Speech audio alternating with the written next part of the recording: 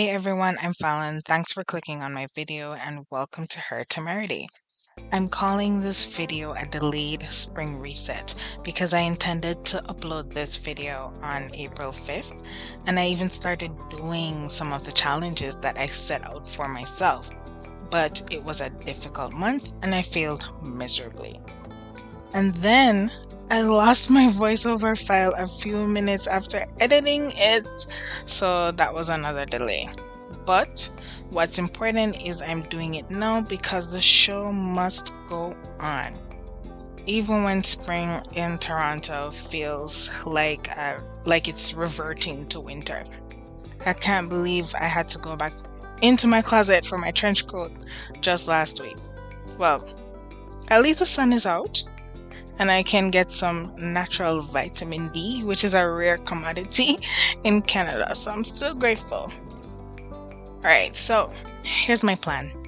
I'm starting my reset with my mind through some fitness challenges and my physical space to change my cleaning routine. I have 3 fitness goals because I am on a health journey, and by sticking to this plan, things should eventually be easier for me to do. I even printed a tracking sheet to help me stay accountable. I had to cross out April though, because the goals weren't met. I'll try to link a blank copy of a different version in the description for you because after printing it, I didn't like how it looked, so I'll do something different and I'll link it in the description. My first goal is regular yoga sessions. Originally, I thought of doing it daily in the morning, but that won't work. It just won't work because I am not a morning person. So I'm going to tone it down and do it maybe 5 times a week at any time of the day. I'm not going to limit myself to morning, noon, or evening, just as long as I do it. And that's easier for me to keep up with. If I end up doing it every day, then that would be fantastic because yoga and meditation are my natural ways of reducing my stress levels. I just love the shot of dopamine that hits after a yoga session. That's what happens when I get a good stretch. Then I'll do some meditation and breath work. Moving on to the second fitness goal, which is 10,000 daily steps. My 10K steps challenge isn't entirely new. It's always existed, but I never made a concerted effort to achieve them every day of the week. And for anyone thinking that is difficult, it's not when you have a strategy and you stick to it. So, for example, when I go into the office, from the time I wake until the time I get to the building, I'm usually at 2K or 3K steps. And when I'm there, I try to walk around frequently. But the biggest contribution to my goal is a 20 to 30 minute walk that I do during lunchtime. So I'll grab lunch and then I'll use the rest of my time to just go for a quick walk. And that really boosts the step count for me for the day. If I'm having a very taxing day, I will do an additional maybe 10 or 15 minute walk to help me relax before leaving the office. So with this extra 10 minutes, that also increases my step count. Most times I get I'll say 7,000 at the end of a work day at the office, especially when the weather is nice. And the weather is, well, it's not nice yet, but it's getting there. It's on a struggle bus towards getting nice. And I can get the remaining 3,000 steps with a quick walk around the mall or at the park and by doing chores at home before winding down for the night. But fingers crossed, I get some money to purchase a walking pad because that would be very helpful for the days when I don't get to do my outdoor walks. My third fitness challenge focuses on working out. So yeah, walking is good exercise, but workouts are necessary, especially if I want to meet the health goals that I've set for myself. Honestly, I get in 1 or 2 workouts each week. Lies. That's just when I remember, which is very rarely. And that's not good. I admit that it's not good, and I'm trying to change that. So I'm gonna change that and make attempts to exercise more regularly. And I'll track my progress and share next month, and we'll see how it works out for me. This is something that I have always struggled with. I just can't keep up to it. I can never stay committed, but I want to keep trying. Even if it's only on the days where I don't go for my walks, I will still try. So that's it for the fitness part of things. With regards to my cleaning routine, it's more about changing the days I choose to clean. I grew up cleaning and doing laundry on the weekends, so Friday night was laundry night because the clothes needed to catch the early morning sun the next day and dry as quickly as possible.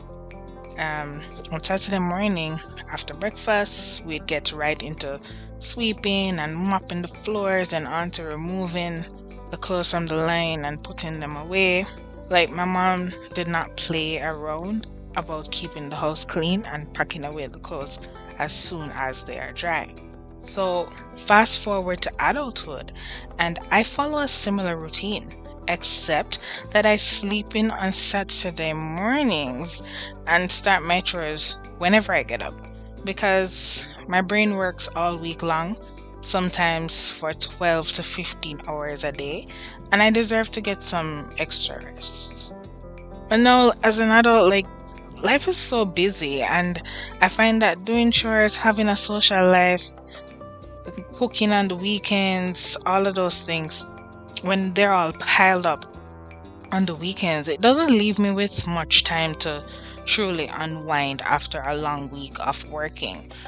Actually, I had one of the best weekends a while back, probably last year, when I was forced to do everything during the week because I had plans all weekend. When I say all weekend, I mean Friday night, all day Saturday, and Sunday afternoon. And it wasn't a weekend away. It was like 3 different things, 3 different sets of people. So that was so busy, and I just had to do all of that before the weekend even started. But the next time that happens, I will need to take the Monday off because I was beat. But guess what? It felt great to not have all my chores piled up on the weekend. To know that I'm up on a Saturday and I'm not running around cleaning, doing this, doing that.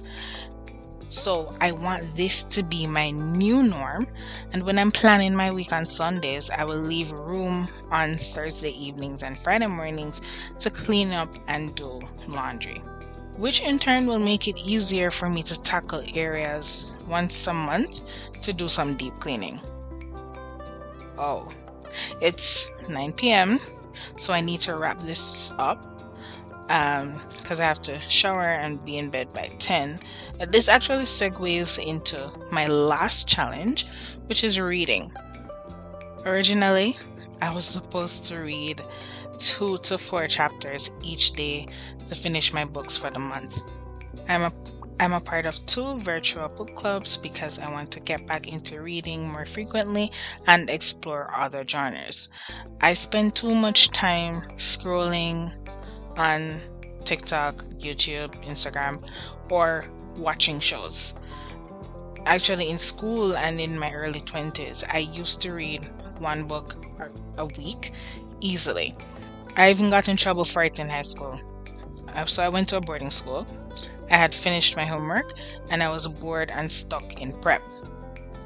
So naturally, I started reading a book. In my head, it was better than falling asleep on the table.